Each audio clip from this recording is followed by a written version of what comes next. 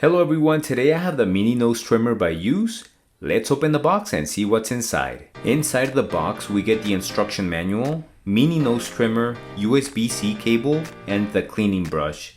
This is everything you get in the box. One of the things that impressed me the most is the compact design because this awesome mini nose trimmer only weighs 52 grams. It's so light that it weighs the same as 2 eggs. The size is about the same as this earbuds case, which makes it very portable and perfect for travel, so you can take it with you anywhere. It is IPX7 rated, making it 100% waterproof and easy to clean. On the bottom it has a USB Type-C charging port which charges the 350 mAh battery. It will last up to 2 years on a 1-hour charge, depending on how often the trimmer is used.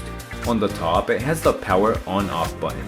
When turned on, it delivers a constant 10,000 RPM of high-speed power while being quiet at the same time.